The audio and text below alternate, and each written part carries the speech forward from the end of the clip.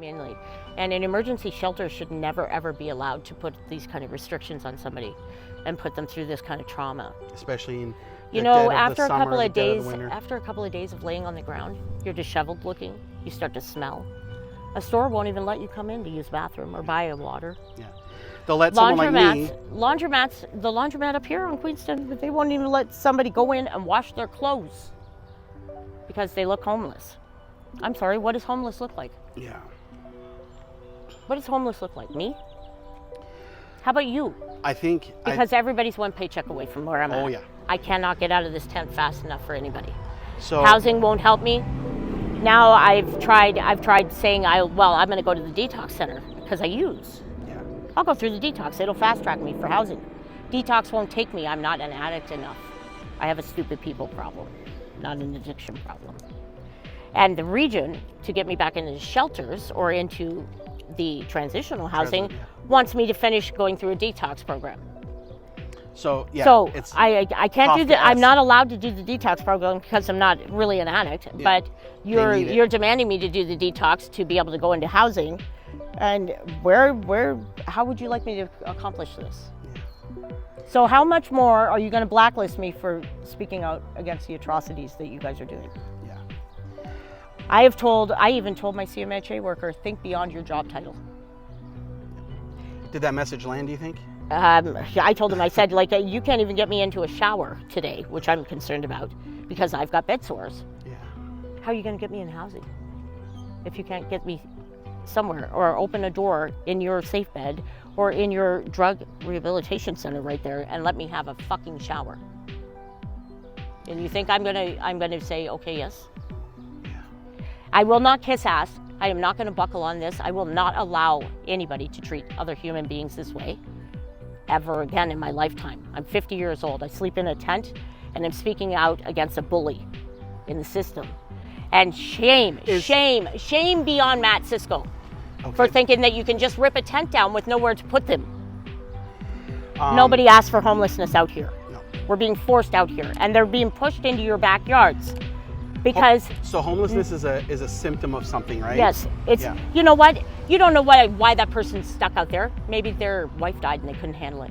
Yeah. Maybe they lost a child. And who are you to dictate how much pain they can feel or how much trauma they've been through? What she feels for her cat dying could be what I feel for my husband dying. I am not her judge, jury, and executioner. You're not mine. As far as I know, I don't live in a perfect world, and neither do you. Yeah. And who made you God? Is that your message for Matt and David? I am very angry with Matt Siscoe. I told him when I sat down with him in the meeting, he's a young politician. Yeah. Lead by example, St. Catharines. Show them how to not treat people this way. Yeah. Show them how to fix a problem. You've got enough dilapidated buildings around town that you've taken for fines or whatever. Why don't you let some of these people in there and see what they can do? Tell them if you can get it cleaned up to where I'm not getting complaint calls every day about it. If you can clean it up, we'll let you stay in there, no problem.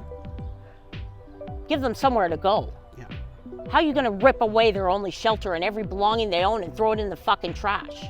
You don't allow them to put trash out to the curb for pickup. Yeah. They can't go to a fucking bathroom after they stink after 2 days. I believe a politician should have to sleep outside in the winter for at least 2 weeks before becoming a politician. Just so they have Be a shepherd that walks amongst your fucking flock. How 90% of your voters are out in tents right now. Yeah.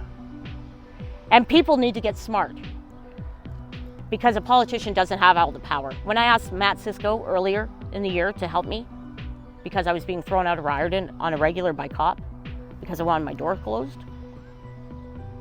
he told me he didn't have the power to help me, but he sure has the power to rip down tents with bulldozers and cops. And Matt and passing these bylaws that tell us not to be on these spots. Yeah. You know why somebody goes and tries to stay by the bus shelter? Because there's lights and cameras and heat. Yep. And it's an access. There's a bathroom that they can get to. Yeah. And there's you're not providing these things for these people to be able to function at any kind of welcoming level. Yeah. And now you're tearing down their tents, taking their belongings and throwing them in the trash. You want to know what part of these people is expendable? What part of me is expendable? All of me. If you're going to do that, why don't you put us in the trash bag too? Take it off to the curb. You treat a cur dog or your cat or a mangy mutt better than you treat people here.